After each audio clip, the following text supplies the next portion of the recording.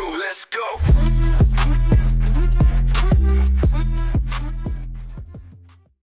Hey, good evening or good afternoon, Sweep the League Nation.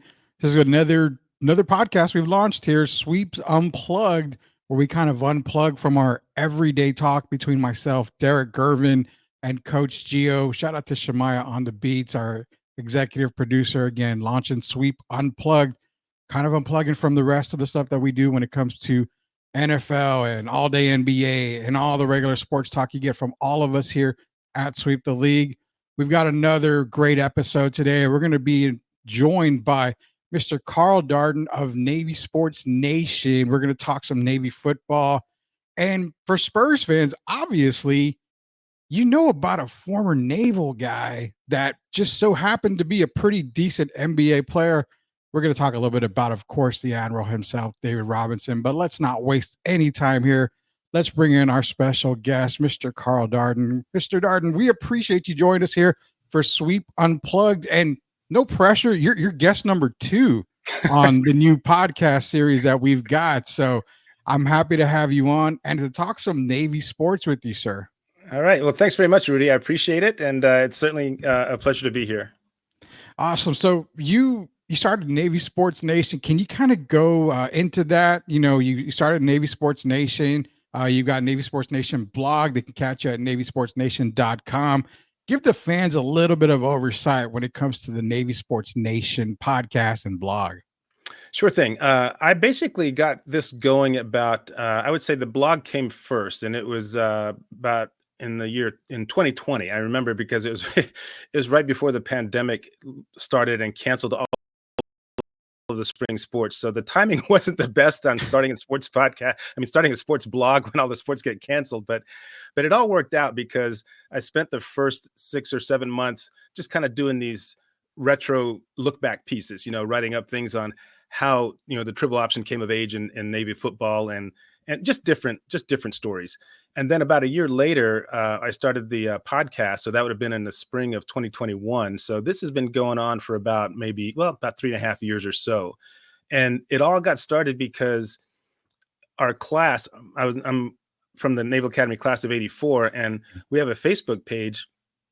And I'd just make little comments on the football games from time to time. And then it started morphing into entire breakdowns of the game, just a deep analysis. And then somebody suggested the blog, and then of course the podcast followed.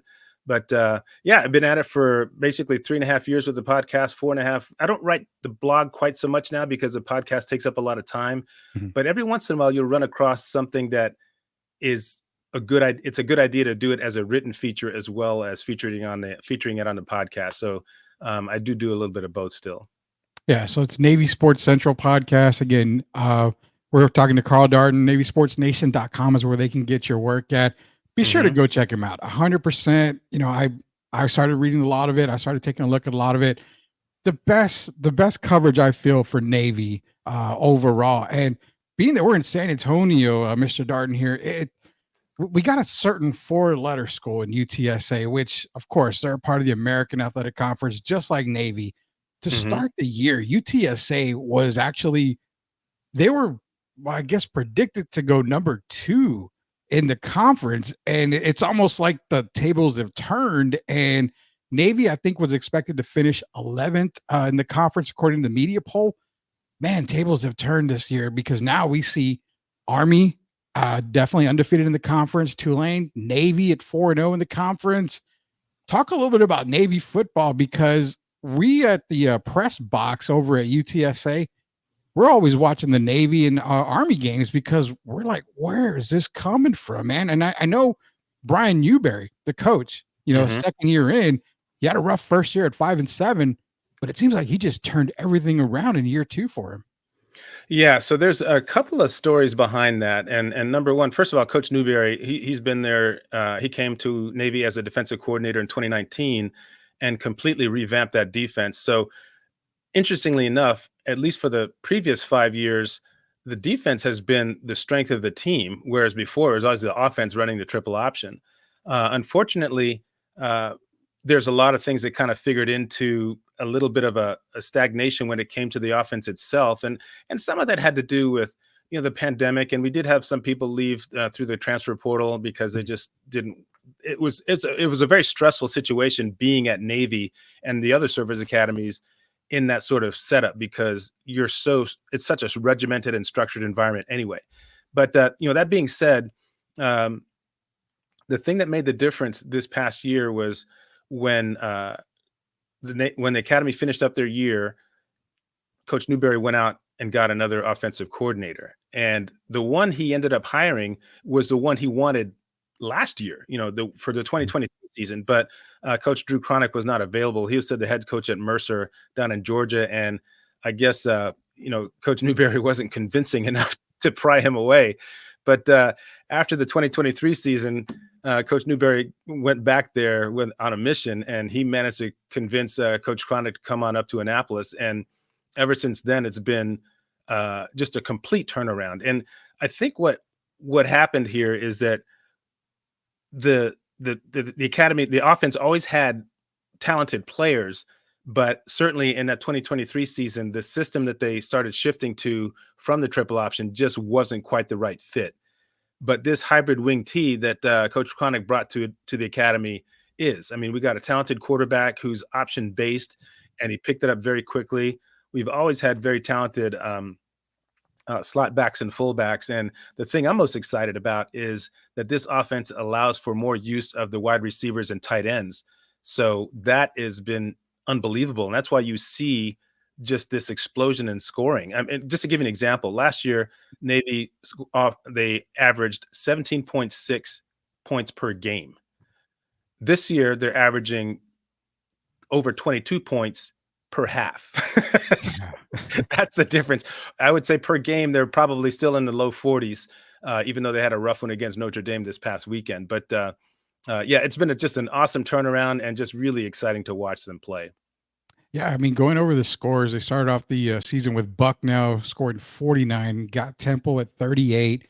The Memphis game was a back and forth game. They ended up pulling it out. They scored 56 on Memphis. UAB, they scored 41, 34 against Air Force, 51 against Charlotte, until we mentioned a little while ago the game against Notre Dame. They were able to muster up just 14 points. But still, I mean, starting the season at 6-1, it's a really good season for Navy right now.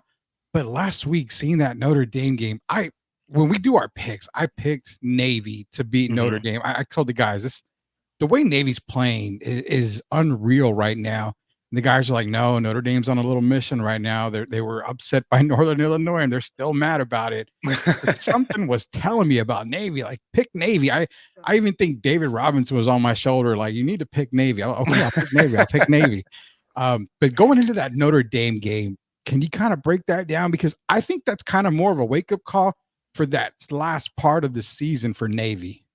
Yeah, the way I saw it, and you're right. Going into that game, probably it was Navy's best chance to beat the Irish since they did it in 2016. And I think that even going into that game, I remember writing up when I posted on our class page, or on our group Facebook page for Navy Sports Nation. I said, look, regardless of the outcome, I just hope that they don't beat themselves. And of course, that's exactly what happened. You cannot first of all, Navy's got to play near perfect football when it comes to turnovers to beat anybody. Forget Notre Dame, just beat anybody. And when you put it on the ground 5 times against a team like the Irish, who were ranked, I think, 12th at the time, that's just going to be bad for everybody. So it was one of those situations where I don't know if you ever saw that movie, The Replacements, but yeah, there was one scene where in the locker room, they were talking about fear, and they asked him, what do you fear the most? And at one point, Keanu Reeves, who is Shane Falco, he raised his hand. He goes, I'm afraid of quicksand. And they go, what do you mean? He goes, well, you're playing in a game, and then something bad happens, and then another, and then another, and then another. And then before you know it, you're in over your head, and there's no getting out. And that's kind of what that game reminded me of. And the best way to approach it is to watch the film, pull away the lessons from it, and just flush it down the toilet and move forward. So I'm hoping that's what they did, and they can apply those lessons throughout the rest of the year, to your point. Yeah, and being that they are already at 6 wins, I mean, they're bowl eligible. They've still got Rice in South Florida. Probably the 2 games, and I would say 2 games, Carl, but The last 3 games of the season, Tulane, East Carolina, and of course against Army at the end of the year, it's not un it's easy to say that the schedule just doesn't get any easier, especially in the last 3 games of the season. That's true. And I tell you, Tulane is always just an absolute brawl. I mean, even if you might see some high scoring, like 5 years ago, we played them, and in fact, for another reunion when I was at the academy. I think it was my 35th year reunion. We played Tulane, and Navy beat them 41-38 on a last second field goal, Yeah. and but it was still a very, very physical game, and I don't expect any less from when Tulane comes to town in a couple of weeks. So that's going to be a tough one. East Carolina is very explosive these days. I mean, they can put up a lot of points in a hurry, and Army as well. I mean, they have a really good quarterback.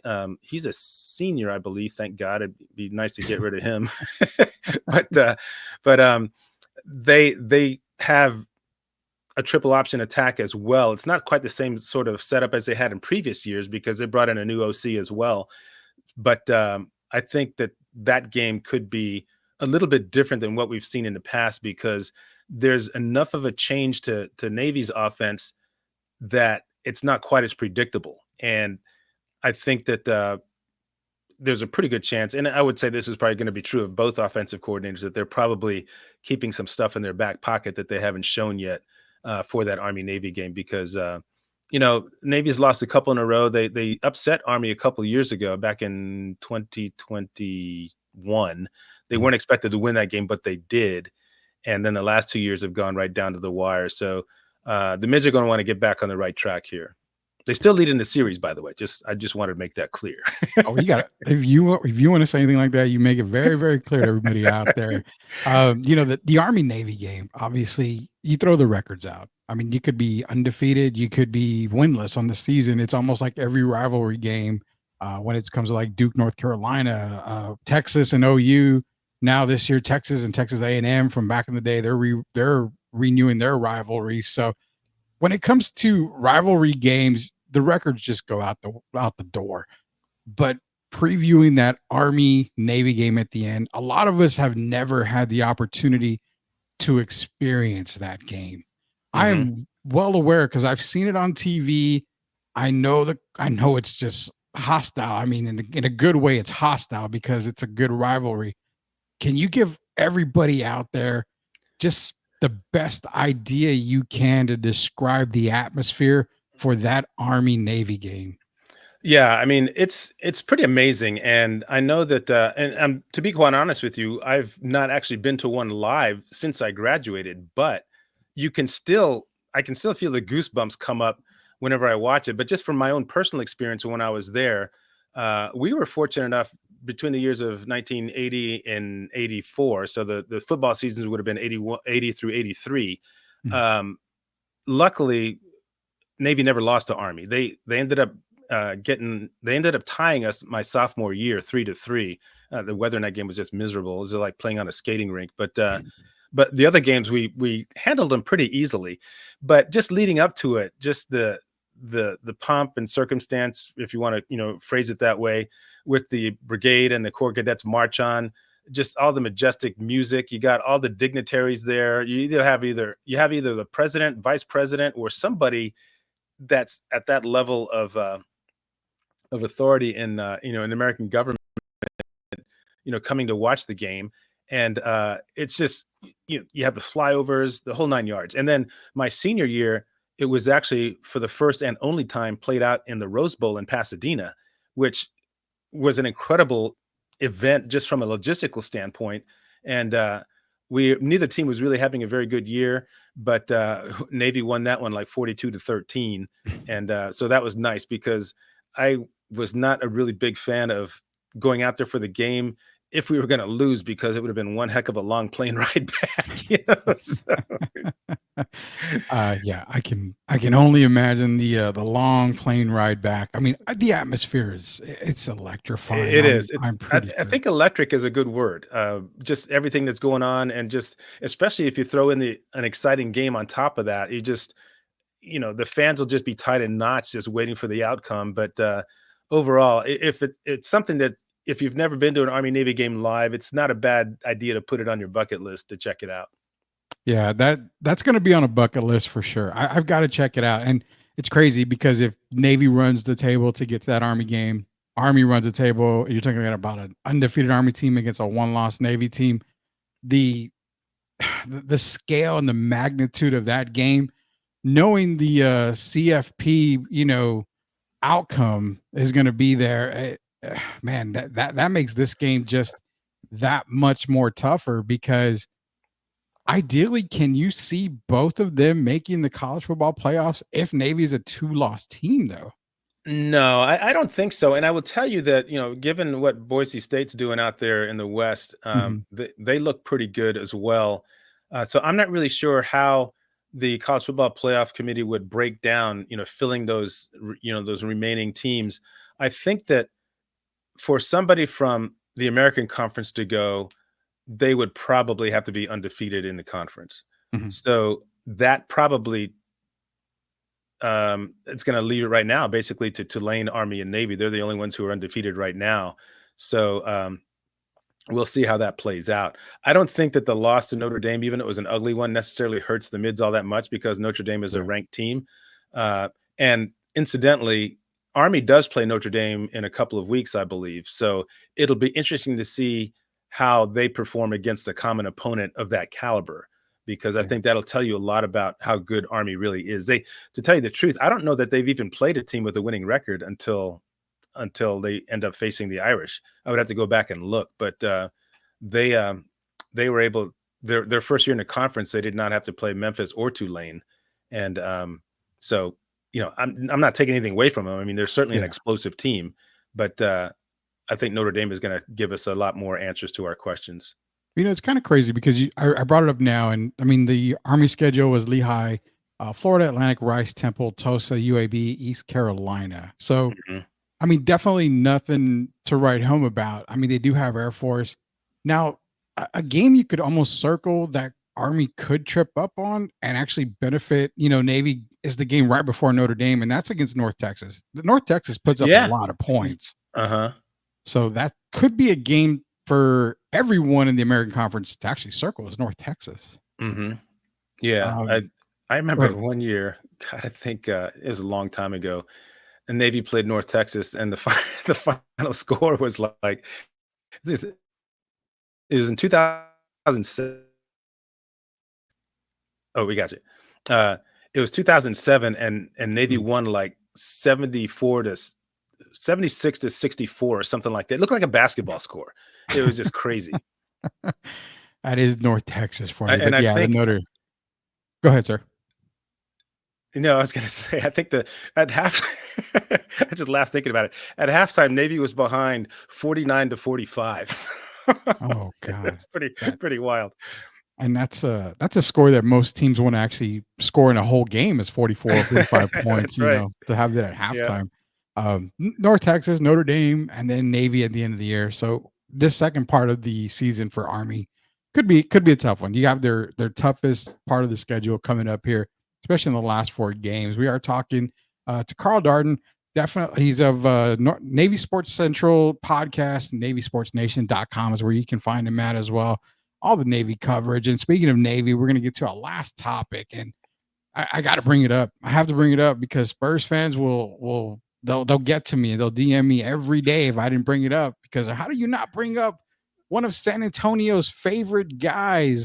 The man, the myth, the legend, 7'1" David Robinson. So you were telling me before the show that when you were a senior, David was a freshman coming in. He wasn't really starting, but you still managed to keep track of David as he was playing through Navy over getting into the NBA. But I mean, just being one of the few guys I've ever talked to experience David Robinson in the Naval Academy.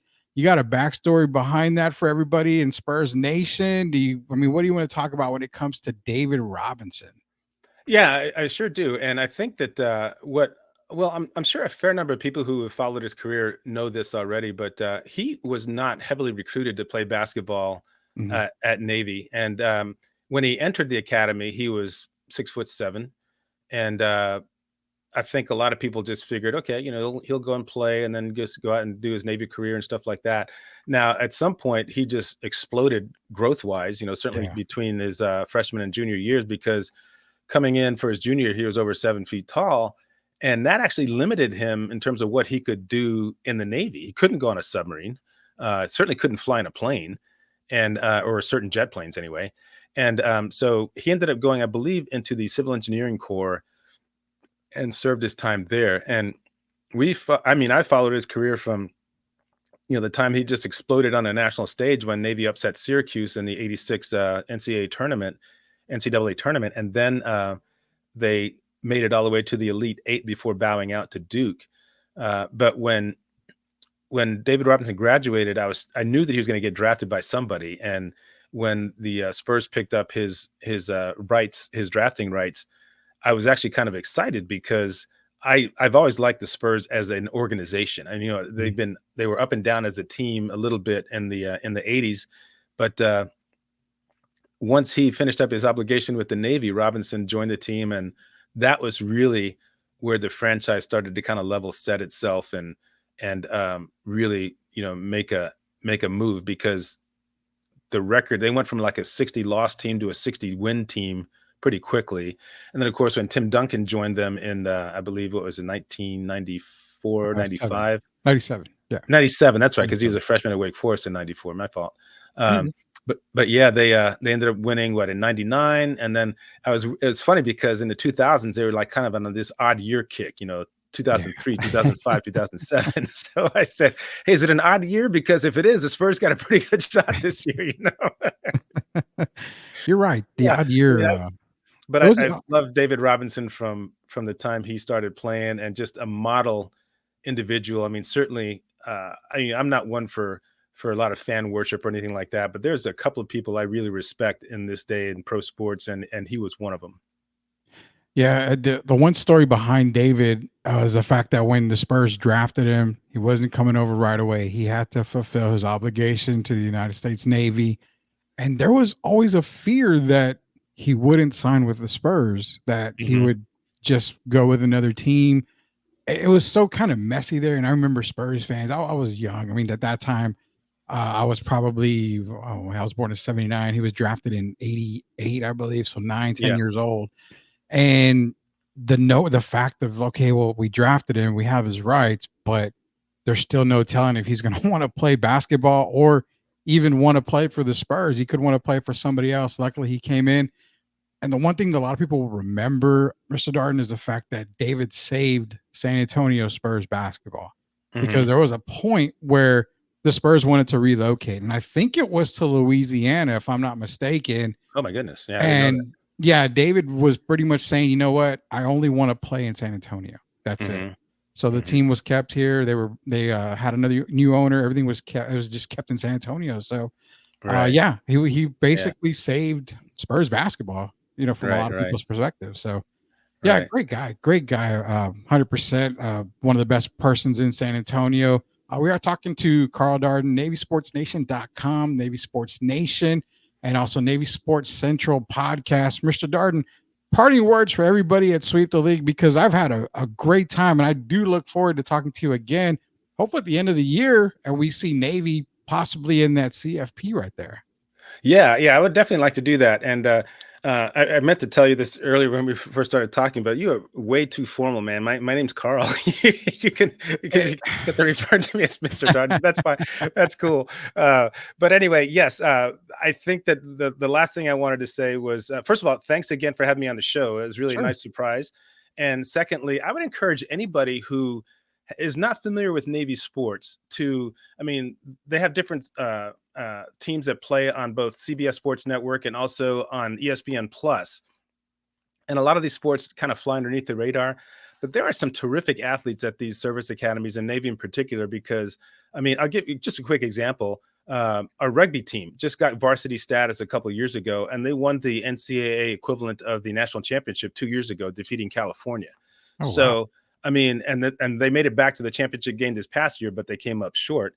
But they're undefeated this year. So there's a lot There's a lot of athletes, whether it's rugby, whether it's swimming, rowing. I mean, I could name a bunch of them. And one of the reasons I started this podcast and the blog that goes with it is because I wanted to put the spotlight on these folks that, I mean, they're elite athletes that most people have never even heard of. So give it a, if you happen to be cruising ESPN Plus and you see a Navy game up there, check it out. You'll be pretty pleased with what you see.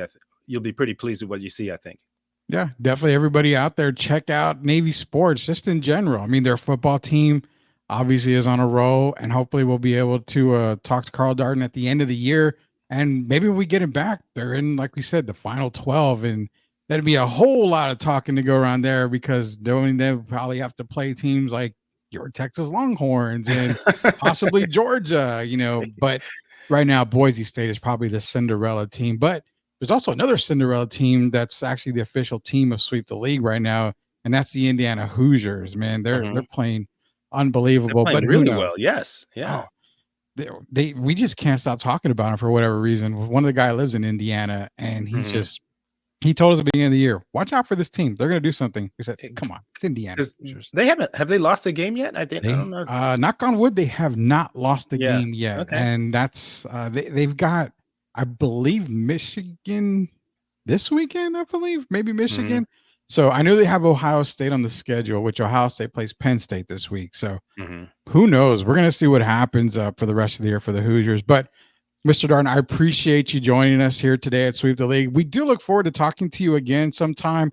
Love to have you on. Maybe even love to have you on an actual Sweep the League show. Bring you on here. You can talk to us for the guys as well and talk about Navy because one of our guys is Derek Gervin, George Gervin's brother. All right. He knows a little bit about David Robinson. So some of the stories y'all could share probably would be amazing there.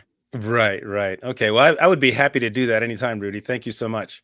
Sure. So I appreciate everybody joining us here for Sweeps Unplugged. Again, a brand new podcast that we're bringing to you guys. We're just unplugging ourselves from everything else that we talk about, getting to know people in the podcast world, getting to know everybody else as well out there, whether it be entertainment, sports, anything, no matter what. Continue to plug into Sweeps Unplugged because we're going to provide you with everything here for Mr. Karl Darden, Rudy Campos Jr. until we sweep the league and, well, plug ourselves back into Sweeps Unplugged. We'll see you later, guys.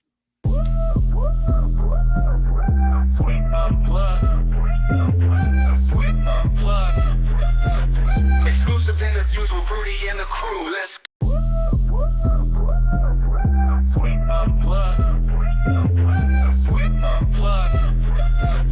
Exclusive interviews with Rudy and the crew. Let's go.